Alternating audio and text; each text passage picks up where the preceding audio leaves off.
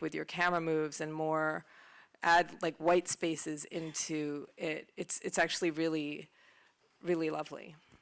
I definitely want to ask you about brutal scheduling, but first I thought it would be really helpful to go through the life cycle of creating a single show, because like I said, it's still a relatively new format here, and I think there's a lot of young writers can learn from what ideal looks like.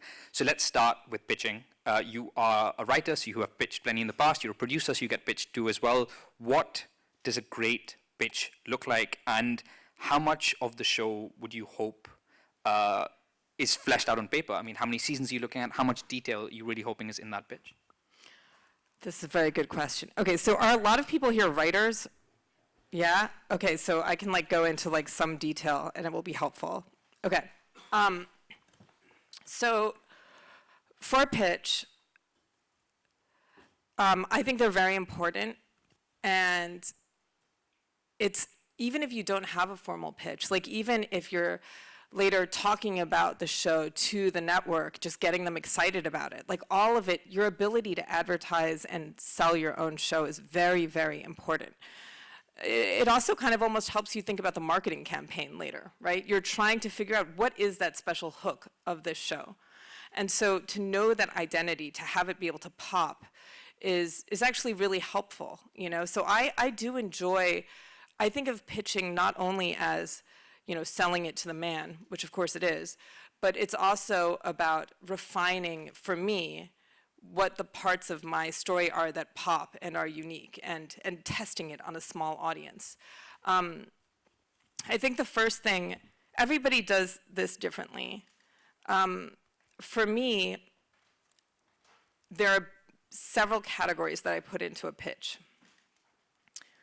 One, you know, you introduce yourself and the project and the highest of, you know, the highest level of terms, right? And everybody does this differently, but this is generally what I do, and when I'm producing, how I advise people to do it, right? So if I'm producing somebody, I'll introduce the writer for them because it's easier to speak glowingly of someone that's not yourself, right? It's a little awkward when you're like, I'm so inspired. And so then, you know, the writer might say, oh, I was drawn to this story because of X, right? Just one little nugget of like, why are you passionate about this? Why you for this project instead of him or her? And I do think that, you know, TV is such a brutal industry that in success, which everybody dreams of, but then you're saddled with a show that will eat your life for years, right? So hopefully you truly are passionate about that, right? Because God forbid you get lucky on that show you're not passionate about. It's, you know, it's tough. So to have that passion stated succinctly, then I kind of do an overview of the world a little bit. And one of the things that I do when I'm pitching is, instead of doing it somewhat didactically, like it's a world in the future, there are flying cars, and there's this girl who's a gamer, and she goes into a game and finds herself in a different world, right? I instead tell a story, think of it as a short story, you know, like Flynn wakes up to the sound of her vacuum cleaner, you know, hovering across the carpet of her shitty trailer home, right? She's that all-American girl who's got nothing in her life right now except for a sick mom and a crush on a boy who doesn't even know she exists. The only thing she's got going for her is, you know, Fly Girl, you know, the alter ego that she has in a sim, a video game called X, right? Like you paint a picture and tell a story and give it a cliffhanger, right? So by the end of the story, it's like, you know, and she goes into the world and bam, gets shot in the head. Next thing you know, she's up in her own life and she says, I gotta go back, right? So, you know, I just skipped to the end and I'm making something up on the fly, so it's not very good. But what you're trying to do is entrance your audience. They hear 30 pitches a day, right? So to be able to speak in an alive, living, excited way where you paint a picture and they can actually see that world, I think is a very helpful selling point. Sorry, can I just ask, in that example that you just gave, it sounds like you are you're sort of allowing us to explore the world through the story. Yes. Because oftentimes sort of a lot of pitches are, here's a page or paragraph or whatever on the world, sort of separate, and then here's a story. But you Yes. try and do both together. And I try to give a vignette into the world, right? Where it's like you're giving them a cold open, but you're just painting it with words. And you're trying to get them like a viewer, like you're literally painting a picture. And I had this theory when I was a lawyer that if you have a case, no matter what the evidence is, if you can get the jury to laugh once and you can get them to cry once, you will win, right? And it's maybe an indictment of the American legal system, but we can talk about that later. But I think the same is so for pitches, right? If you get them just kind of appreciating it abstractly, I'm not sure it's enough because they see so many shows. But if you get them to crack up once or nod like they're relating, or you get them to be like, oh, like, you know, feel something in that pitch, then I think you have a much higher chance of success because you reach something visceral within them. So that's why I tell this story. Now, after that, I still do the rest of the stuff, but it's after having kind of whetted the appetite. So, you know, I'll be like, and then, you know, she wakes up and says, I gotta go back in, right? This is the world. There's future London, which is characterized by this, and there's this world, which is characterized by this. And here are her friends who, you know, this person's like this, and then you kind of colorfully describe these people and the mise en scène. You can even describe a little bit of the shooting style, right? Like if I'm doing something that has fighting in it, right? You know, I really like fight scenes, but I'll try to explain why is this kind of fight scene gonna look different from a different kind of fight scene? You know, what about it will be more than just a montage of punches and kicks? So I think that's it. You know, at the end, after talking about the world, talking about the characters, you can talk about generally where the season is gonna go, you know? I think that's like, you know, a couple pages. Generally, a pitch is about 7 to 12 pages, I would say.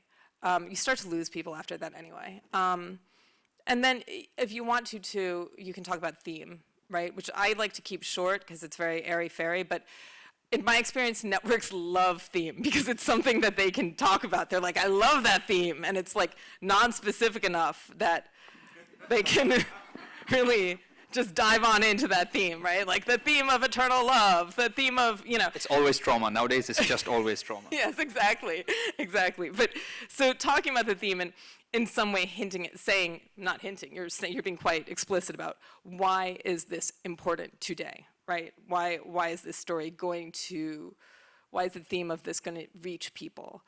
So I kind of tend to wrap it up with that. Can I just say that's a show I would watch the hell out of. A lawyer defending a serial killer who makes a jury laugh. I would watch that.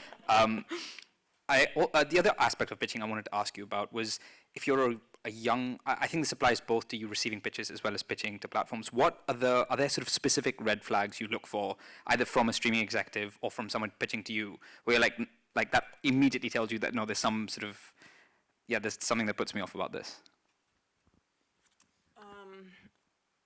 Okay, so for someone pitching to me, I would say when they're talking about it, if they can't weave a compelling story that's exciting sounding, you know, and this is where I go into like, it's a bit like a short story when you're first pitching it, right? We're storytellers, you're trying to tell a story. So to have something a little bit artful as a hook going in shows, oh, this person can write, or this person has an eye for entering a story or catching the reader's attention. So that always helps me to know, basically, this person has a way with words, right, as opposed to doing a very dry version of that. And then the other thing that I think is very, very tricky is a lot of people have great ideas, but don't really know how to land the plane, right? Don't really know how to draw it out over the course of a season. And that's really important. Like when people are studying TV, they shouldn't just look at pilots, and I still do this to this day. I do it with my friends' shows. You know, I've looked at Game of Thrones that Dan and Dave did, and I've analyzed the episodes and seen like, okay, when does this happen? When does this happen? Because I'm not just looking for the rhythm of a episode. You're looking for the rhythm of the entire season, right? And you know, to study other people is one way of getting a feel for how complex that is and how much you have to embed in episode 1 if you're going to have it pay off in episode 8. So there's a degree of study there that is different to a film, right? A feature, which you don't have to take that into consideration. And I think, you know, I'm a producer and I'll help with the writing and directing where necessary, but again, this has to be somebody's passion project, right?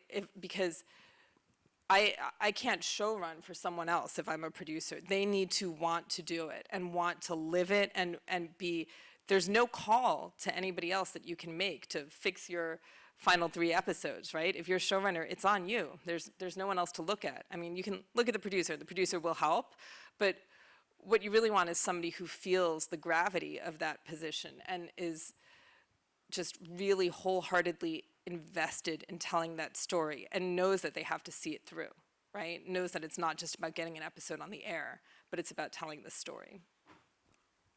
A lot of the writers and streaming executives I've spoken to in the past, as well as ahead of our session, one sort of area that constantly comes up in conversation where people just seem to be trying to figure it out is the idea of the writer's room. Which is, again, a relatively new concept here, sort of maybe 5-6 years old. So I just wanted to first ask you on a very generic level, because